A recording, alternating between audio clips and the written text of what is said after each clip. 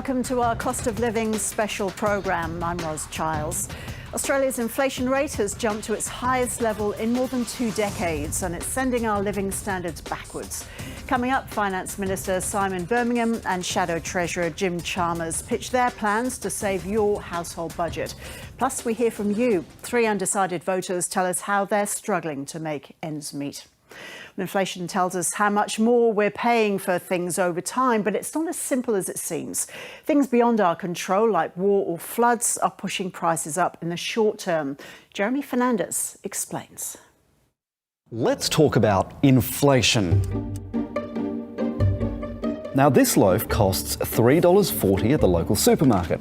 In the 1980s, when Kylie was topping the charts, this guy was PM, and the world got its first Apple Macintosh, a loaf was counted as 4 pounds of bread, or about 2 kilos, and it would have set you back just 54 cents.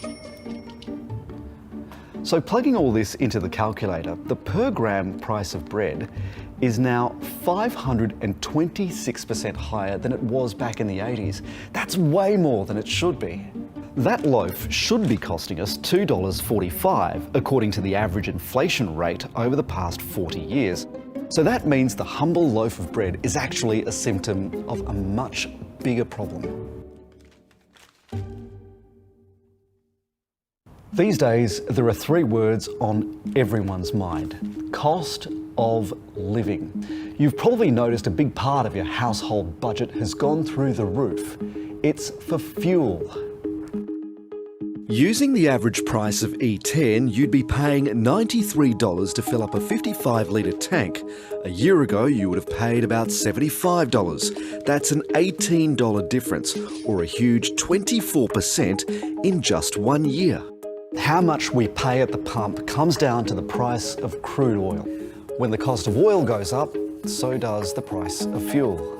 And we can see pretty big spikes on this graph. And this right here is when Russia invaded Ukraine.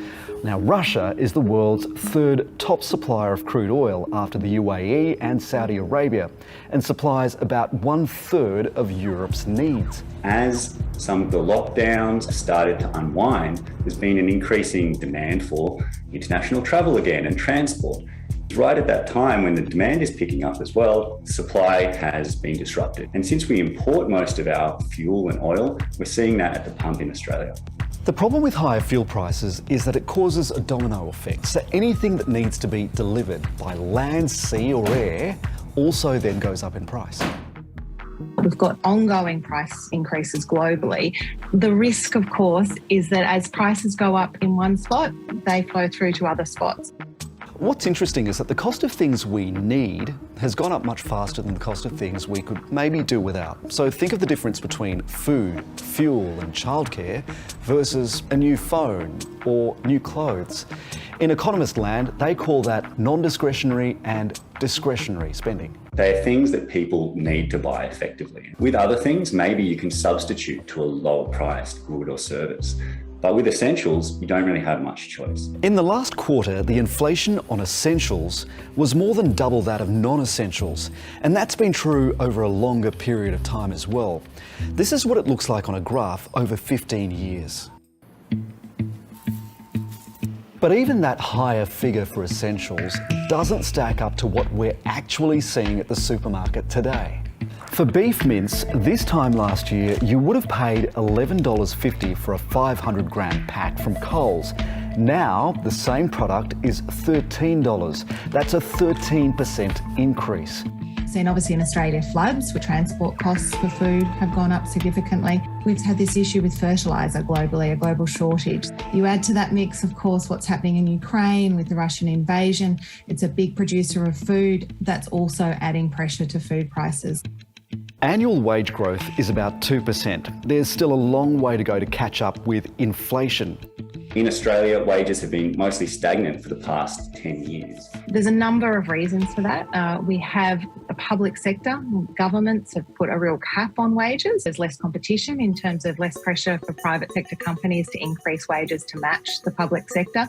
And then we've also seen a real drop-off in enterprise bargaining. So how do we get ourselves out of this spiral? Well, we're in election season, and elections are typically when you see cash being splashed around. But sending money through the system can actually end up making things worse. So the sort of things we don't want to see are one-off payments, particularly to households, particularly of a value that will really increase demand for goods and services across the economy. So interest rates are the best tool that we have. When the Reserve Bank raises interest rates, it makes borrowing more expensive for the banks. The banks then pass that on to their customers, who end up paying more to borrow money. So you might think twice, for instance, about buying a car if getting a loan would be just too expensive. They'll want to make sure that they don't cut off economic growth while still making sure that they're sort of keeping that inflation in check. But it's worth having a bit of perspective. Compared to other countries, we're still doing pretty well to keep inflation under control. But that's little comfort for anyone here who's feeling the pinch. Fuel, food and other price increases, like buying a car or building that new house, the list just goes on and on. And we're left wondering, just how bad is it going to get? Jeremy Fernandez, and joining me now is the ABC's business editor, Ian Verinder. Hi there, Ian. So what does an inflation rate of 5.1% mean? Is it bad? Well, Ros, yes, it is bad. It's the worst we've seen in 20 years or so. And I mean, I guess there was a couple of interesting takeouts from the numbers today. One was that it was the amount of money, or the amount of inflation, was actually quite broadly spread. Normally what you get in these kind of figures is some consumer items go up and others go down. This one was pretty much where everything was rising. And not only was it rising, I mean, if there was any concentration at all, it was the bare necessities. It was the staples that were really rising quite quickly. Housing, health, food, fuel. In fact, the staples, the necessities, went up about 6.5%. So it was the discretionary items, the things that you buy, when you've got a bit of spare cash around and you think you want to treat yourself. They were the things that weren't rising as fast as the staples. So what are the consequences then? Do you think we're heading for an interest rate rise next Tuesday? Quite possibly. I mean, look, there's been quite a bit of debate around this for a little while. And I mean, a lot of people have been arguing, look, the Reserve Bank likes to stay out of the political process. It's fiercely independent, doesn't want to be seen to be meddling in politics. But that argument actually cuts both ways, because we now have unemployment below 4%. We have an inflation rate that is, well and truly above where the Reserve Bank wants to see it. It wants to see it between 2 and 3. And, we have interest rates at 0.1%, an all-time record, emergency levels. So there's really no justification for having them at that level. And if the bank meets next week and decides we really need to raise interest rates to start reining in this runaway inflation problem, then they really should do it then, because otherwise you could accuse them of political meddling by not doing something when they needed to do it. As you say, and this is a really tricky situation for the Reserve Bank, isn't it? Its job is to keep inflation under control, and it operates, say, outside politics. But raising rates before an election is going to have an influence on people's vote, as would holding off raising the cost of borrowing until after the election. So it's caught between a rock and a hard place. Yeah, look, the problem is even more profound than that, Ros, because this isn't your ordinary garden style inflation, which is when, there's a bit too much money sloshing around the system because the economy is running pretty hot. And so people are spending more and driving prices higher. There's a double whammy effect here. We've got that, what I was just describing then, which is your ordinary demand style led inflation. But we've also got supply shocks in the system as well. And they are really difficult to get under control. So the juggling act that not just our central bank is going to have, but central banks around the world, is trying to slow the economy down and try to slow down prices without tipping the whole thing into recession. And there's been quite a lot of talk in America, for instance, that to enable to tame inflation, it involves slowing the economy down, and they might slow it down to the point where it does tip into recession. And we've got other problems around the world too. China's economy is suddenly slowing because the Omicron variant has gotten out of control there, and they've locked down vast amounts of the country. So the engine room of the global economy, particularly after the global financial crisis, is kind of out of operation at the moment, and that is really going to slow global growth down. So there's numerous problems. This is going to be very, very tricky waters to navigate for the Reserve Bank of Australia and central banks generally. Yeah. How much are our inflationary pressures essentially down to how the government has handled the economy, Ian, and how much down to what's happening elsewhere in the world?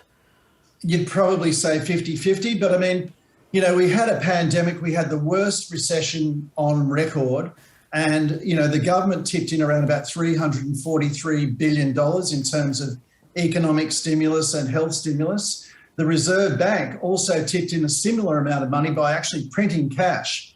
And the combined effect of those two measures has been to really spur the economy and drive us out of that recession much quicker than anybody anticipated. But then on top of that, you've got, a war in the Ukraine. You've got all these problems with shipping and logistics around the world that saw supply chain problems and shortages of goods and materials. So, there's that double whammy effect. We can probably tame, we can pull back on the government stimulus, although we're going into an election and both sides of politics are promising extra spending when they probably shouldn't be. But those offshore problems are something we just really don't have any control over. Ian, thank you. Thanks, Ros. Well, throughout the show, we're going to be hearing from undecided voters about their thoughts on the cost of living.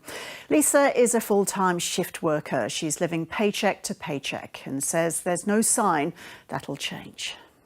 The cost of living has certainly increased in the last few months. Once upon a time, it felt like you could shop and you'd spend maybe $25 or $30. But each time you are shopping these days, it feels like you're dropping a $60 or $70 load each time. Like, it's just crazy the amount of money that you spend for simple, basic items that we all generally need. It's really reshaped the way, I guess, that we live as well. So not only are we cutting back on those food items that we would normally buy, it impacts on the way that you actually live and that you relate to your community and your friends and your family around you, because you do have to watch every penny that you have. My wage hasn't increased in a number of years. Everything's going up around me, but our wages stay the same. So it's a really difficult position to be in. At this point, I feel that I can't trust either party to ensure that my future is going to be comfortable. No government wants to be in the position of having record high inflation, low wages and rising interest rates. Here's Finance Minister Simon Birmingham. Simon Birmingham, welcome. Firstly, what's your reaction to today's inflation number? These numbers are a reminder that Australia is not immune from what happens around the world, that we've seen, particularly following Russia's invasion of Ukraine, but also some of the COVID aftershocks and disruptions to supply chains, that there have been real pressures on inflation right around the world. Now, we're still doing far better than many other countries. Our inflation rate remains significantly below the US, below that of the UK, of Germany or Italy, or of Canada or New Zealand, which is a reminder overall of just how well Australia's economy is performing relative to other countries, where our economic growth has been stronger, our jobs growth has been stronger, and our unemployment rate is now pushing on 50-year lows. You've been touting your economic management as the reason why people should vote for you in the next election. Your government has been holding the economic reins for nearly a decade now. You're telling the electorate to trust your handling of the economy, and yet here we are, inflation at record levels, wages stagnating, interest rates about to rise. Why should people trust you? Australia, as I said, can't completely sidestep international pressures, and particularly not when you see the types of oil price spikes that we've seen occur. But what we've been able to do through the most challenging of international times with COVID-19 is ensure that Australia's economy remains strong, ensure that Australians have remained in jobs. We've been able to lower taxes for Australians with multiple waves of tax relief through the income tax system, and more to come if we're re-elected next time. We've been able to bring small business taxation down to its lowest levels in 25 years as a government, and crucially, as we've faced these particular pressures at present around cost of living, we've also been able to provide additional relief to Australians in the form of the 22 cent a litre cut to petrol prices, as well as the payments, the cash payments being made to pensioners, and the additional support that will see many Australians, millions of Australians, when they lodge their tax return from the 1st of July, get more of what they earned back to help them through some of these pressures.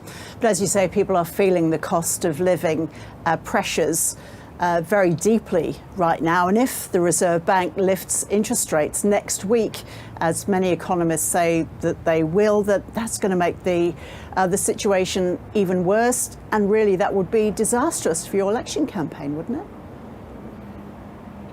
Well, the Reserve Bank will make its own independent decisions, and we back them in making those independent decisions. Interest rates are at abnormally low levels and have been for some time, and it's always been clear that there would need to be some normalisation of those interest rates at the right time, according to the bank's assessment. Whilst we've had these low interest rates and the additional supports through COVID-19, Australian households have increased their rates of saving. They've managed to pay down their mortgages faster, and indeed businesses have also increased rates of saving. So we know that there is some resilience there within the Australian economy and within people's balance sheets to get through. When it comes to the choice at the election, Australians will be able to compare what we've managed to achieve in world-beating outcomes and in getting unemployment to near 50-year lows in Australia against the Labor Party's plans, and the fact that Anthony Albanese has shown that he really is all over the place when it comes to giving sensible answers on basic economic issues, that there's a lack of capability there that I think has seeded significant doubts in the minds of Australians. Whereas our comprehensive budget details how we'll keep this economic growth going, from our digital economy plan through to our Agriculture 2030 strategy, or our modern manufacturing strategy, or our investment in infrastructure and skills. These are all crucial pieces to make sure that Australia can harness the opportunities of having such low unemployment to be able to really get the dividends for the future. But how are those strategies going to ease cost of living pressures, particularly for those who are on the lower incomes, which those are the people who always feel cost of living pressures most when inflation is high? The budget we handed down recently demonstrated a significant return to wages growth that we expect, and has been verified by the independent Treasury and Finance analysis since the election was called, and that wages growth kicking in from the 1st of July this year, providing that support that will flow through as a consequence of having the very strong employment outcomes in the economy, having created around 2 million additional jobs, significantly seeing women's workforce participation at its highest level, and with our plans and strategies that will drive a further 1.3 million jobs to be created over the next 5 years.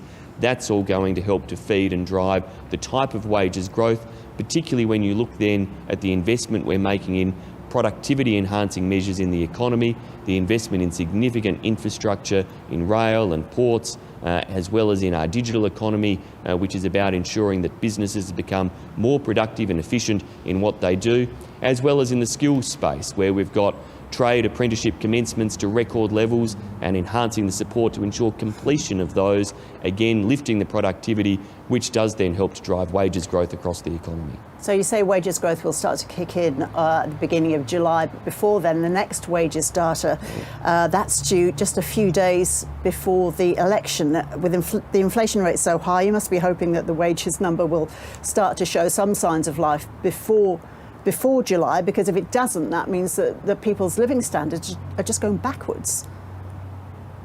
Well, it's not just me saying that we have clear plans there for wages growth in the budget. It's also been verified in the independent pre-election fiscal outlook released by the Treasury and Finance departments, separate of government, who've outlined those forecasts. But crucially as well, our low tax approach and strategy has also increased the disposable income for Australians. We've got many thousands of dollars extra into the pockets of hard-working Australian families from our waves of income tax cuts. And if we're re-elected, what we will see is the 37 cent in the dollar income tax bracket eliminated completely, and around 95% of Australians paying no more than 30 cents in the dollar as their top marginal tax break. That's about increasing the disposable income for Australian households and ensuring that people get to keep more of what they earn to help address their cost of living pressures, to help indeed achieve first home ownership dreams and aspirations, which we've seen a rise of in recent times, that our policies are working to help get more young Australians into the first home ownership market, while still enabling us to fund the many essential services that the government supports, be they the NDIS, home care places, which we've tripled the number of, or of course new investments in areas such as mental health.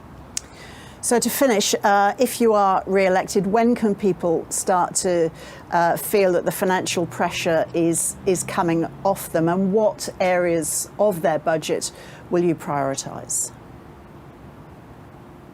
Well, we will continue to make sure that we prioritise the strength in the Australian economy that ensures Australians have access to jobs in record numbers, and from that employment, then that provides a security and an opportunity for more Australians. We're going to continue to ensure our investments are carefully targeted in terms of the productive things that help to drive and stimulate wages growth, such as infrastructure and skills investment.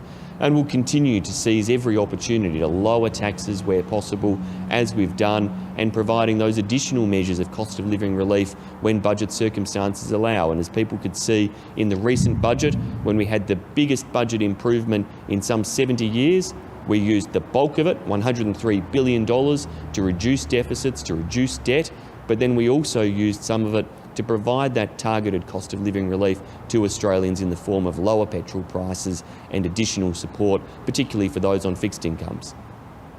Minister, thank you. Thank you, my pleasure. The government has been targeting what they call Labor's mismanagement of the economy. Here's Shadow Treasurer Jim Chalmers. Jim Chalmers, what's your response to today's CPI number? Well, this number just shows that everything in Australia is going up except for people's wages. You know, ordinary Australians are getting absolutely smashed by the worst combination of skyrocketing costs of living, falling real wages, and now interest rate rises are about to be part of the pain as well.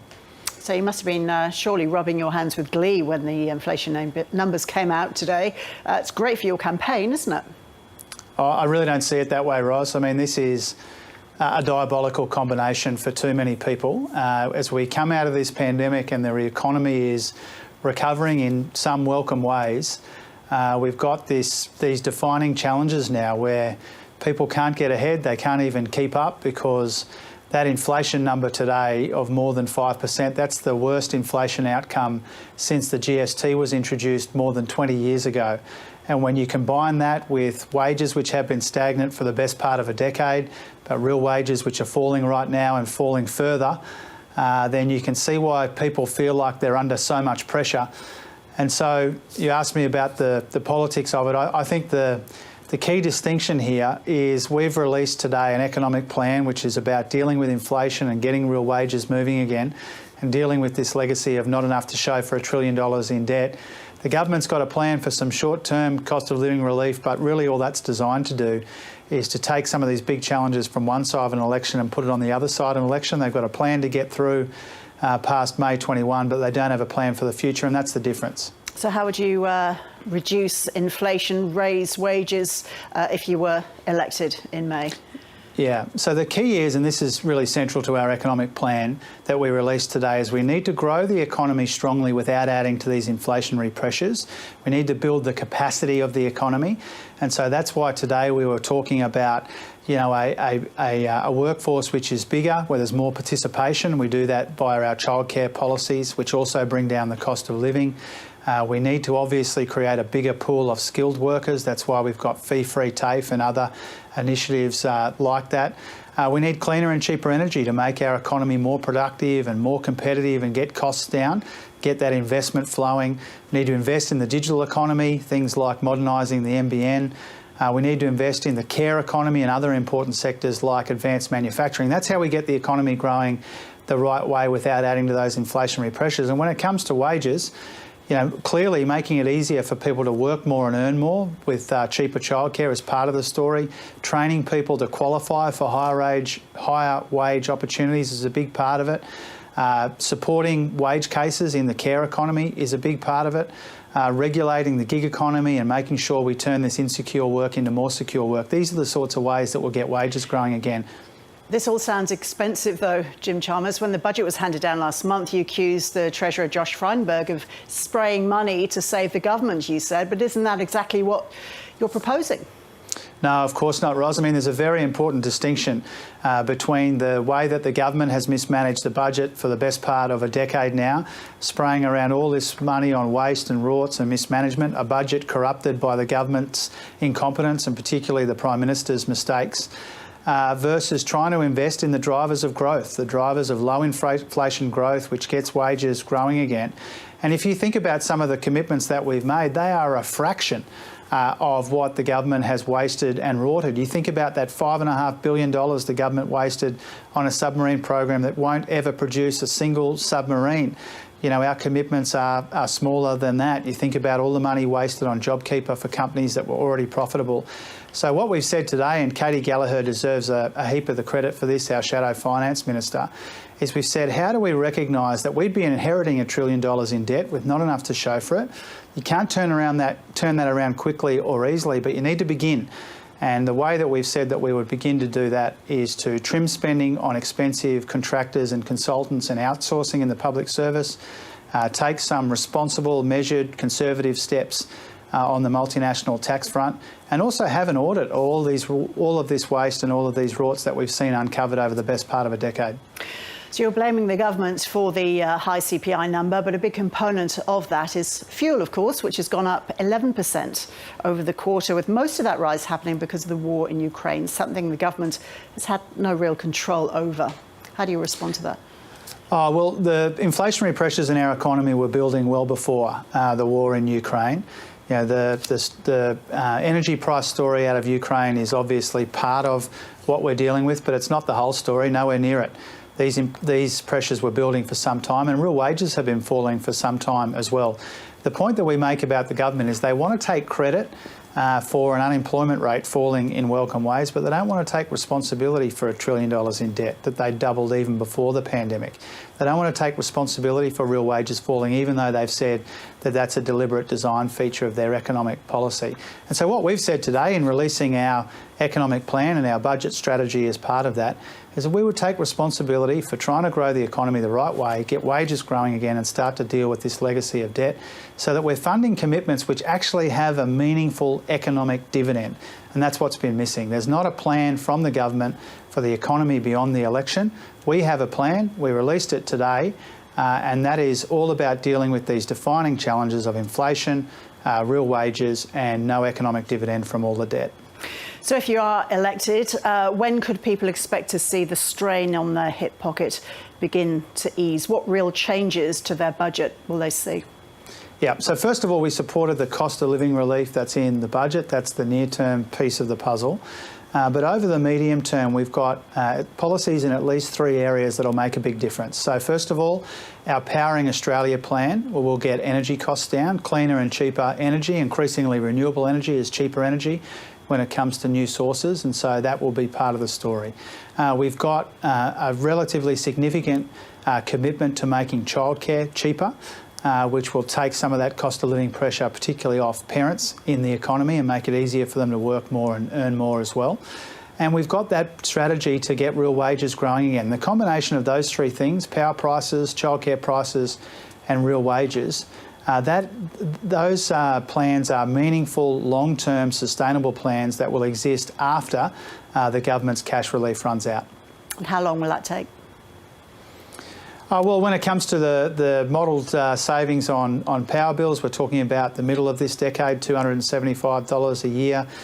When we're talking about childcare, we're talking about next year. When we're talking about real wages, we need to get those real wages moving as soon as possible, and our policies give us the opportunity to do that. So I think about it in a couple of stages. There's cost of living relief, bipartisan in the system right now, but what's missing from the government, which isn't missing from our policy offering, are some of the longer term enduring ways to take the pressure, particularly off working families, but also Australians more broadly, who are being hit by this triple whammy: interest rate rises before long, skyrocketing costs of living and falling real wages. People are struggling now, though, Jim Chalmers, what you're proposing, we won't see the results for years. No, we've supported the near-term cost of living relief. You mentioned some of the issues before around petrol, for example. We supported the relief there. We've supported the cash payments, which have gone out the door. But we've said there needs to be something after that, and we've provided a plan for after that. Jim Chalmers, thank you. Thanks for your time, Ros. Virginia is a contract cleaner working in the Pilbara. She feels politicians have let the public down as life becomes more expensive. I've totally lost interest in the politics altogether. I actually don't even watch it anymore because they're all just the same as one another. They're not actually doing anything for the general public, and the normal people. They're more interested in the businesses and helping them. I was a hairdresser 40 years ago and my daughter's a hairdresser now, and we're getting exactly the same wages as I was back 40 years ago. Everything that we have to pay for and we can't get out of, it's coming out of our pocket, and most people can't afford it anymore. I've had 2 hip replacements, and getting to the age of 61, I'm not sure how long I can keep working, and I won't be able to cope on the job seeker or the pension. The amount that they get a week is just pitiful, really. It's getting harder and harder to make ends meet. Virginia there. According to the ABC's Vote Compass survey, cost of living is the second most important issue this election. Michelle Levine is the CEO of polling company Roy Morgan, and I spoke with her earlier. Michelle, thanks so much for being on the programme today. So firstly, how are people feeling overall about their personal financial position right now? I think you'd have to say they're feeling a little fragile. So at Roy Morgan, we measure consumer confidence, which is essentially how people are feeling about their own situation now and into the future. And at the moment, consumer confidence is way below neutral. So it's sitting at 96.5. And just as a comparison, before the pandemic, it was at 108.4. So we're feeling less confident about our own personal situation and that of the country. And when we ask people whether they and their family are doing better now than a year ago or worse, we find 1/3 of people saying they're doing worse and about 1 in 4 saying they're doing better. So overall, it's kind of on the negative side. OK, and what are the biggest areas of concern when it comes to cost of living? It's a really interesting question because if we look more macroeconomically, we actually see people are spending like crazy on a whole range of things. They're saving. We see mortgage stress is at the lowest rate that it's been for a really long time. So I think psychologically, the biggest issue at the moment is petrol. But really, it will be a whole range of things that people are nervous about. Probably things like food that they'll be seeing going up in the supermarket. But at the moment, they're not particularly saying, I'm really worried about one thing or another. OK, but are they having to make choices about where they have to cut back in order to make their money go further? Do you know what? It's really interesting. Overall, since the whole pandemic, what happened when the pandemic came in the middle of March is that everyone went into a flat spin. You know, unemployment went up. People were really concerned. They had lost their job, would lose their job.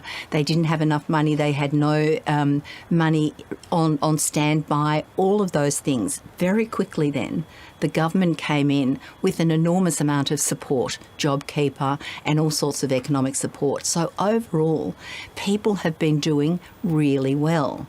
And so what we're seeing now is with that JobKeeper going, the various support packages dissipating, people are coming back to perhaps ground zero, perhaps a little worse, and they're feeling really nervous. But in terms of those people who are really struggling, you know, it's the same people that always struggle. For many people, they go to the supermarket. If the price of a lettuce is twice, they go, oh, that's annoying, but they pay for it. And to a large extent, that represents a large number of Australians. It's the people at the lower end who have perhaps not benefited by the government support and who really struggle whenever anything tough hits the nation. They're the ones that are having to make choices. OK. And of course, they don't have many choices to make. Yeah. And what are people telling you about housing? Do people now expect interest rates to go up sooner rather than later after today's CPI numbers? You say mortgage stress is at a low level right now, but how nervous of people that stress will increase as interest rates go up? I think people are a little bit nervous. I mean, as I said, mortgage stress is at relatively low levels, and that's because two things drive mortgage stress. One thing is interest rates, obviously, but the other one, and the really big one, is employment. If a person loses their job, they almost certainly pop straight into mortgage stress. And of course, at the moment, our employment, our workforce is really quite bloated with people who are employed even though they might be at home sick or looking after somebody. So we have some really strange artificial factors going on. So mortgage stress isn't hitting yet, but people are definitely going to be worried about it. Now, what they do tell us is that they're expecting pretty high levels of inflation. So we ask people, what sort of inflation do you expect over the next couple of years on an average yearly basis? And in March, they told us 5.8% inflation. And as you mentioned, the CPI has just come out recently at 5%. So definitely inflation is something that's concerning people.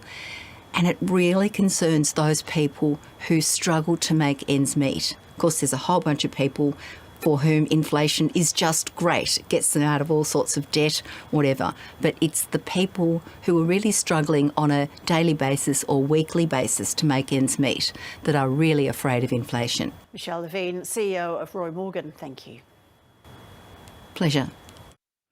Let's look at the economics behind the numbers now. Felicity Emmett is a senior economist at ANZ and she joins us now. Hi, Felicity. So were you surprised by the size of the increase in inflation today? What sort of number were you expecting?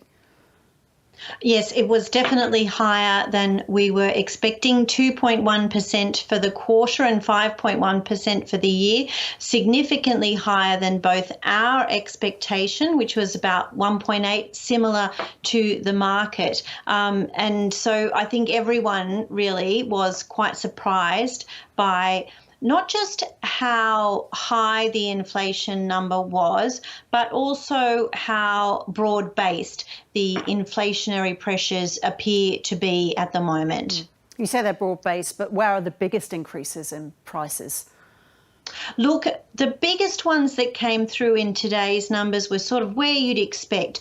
Fruit and vegetable prices, which were probably affected just in the later part of the quarter by the flooding in Queensland and northern New South Wales.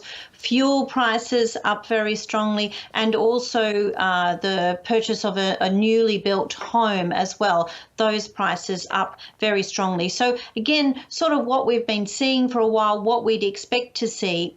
But when we look at all of the prices in the CPI basket, about 3/4 of them are rising at more than 2.5% at the moment. Now that 2.5% is important because that's the middle part of the Reserve Bank's 2 to 3% target band. And so I think what this shows is this is not just about one or two or a few prices rising very sharply, but actually we're really seeing this inflationary wave coming through now with services prices rising as well.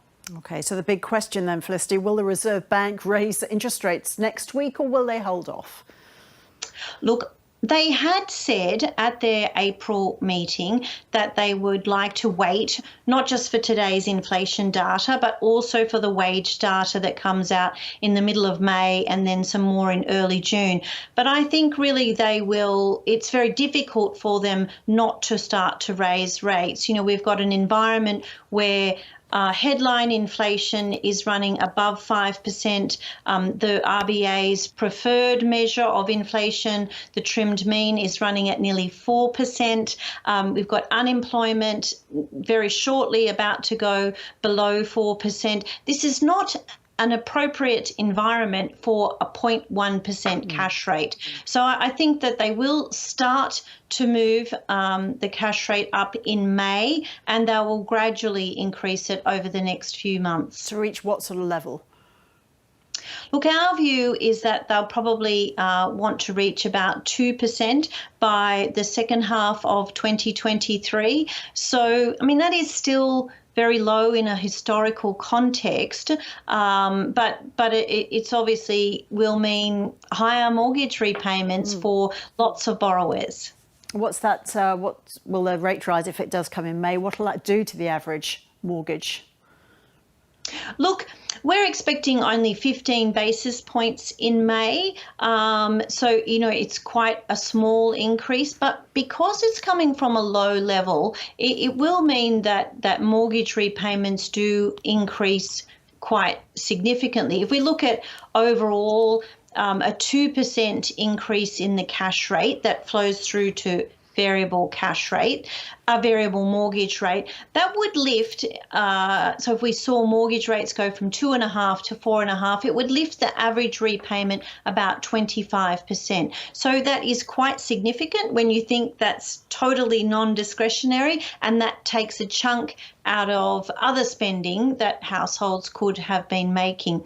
But I think, though, that households are in pretty good shape. We know that they are well ahead on their mortgage repayments, about 2 years ahead. We know that they are very cashed up. They've saved about an extra $280 billion in bank deposits just in the last few years. And we know that unemployment is low. So I think households are in a very good position to weather the increase in interest rates that we're likely to see over the next year or so. Felicity Emmett, thank you. Thanks very much, Ros.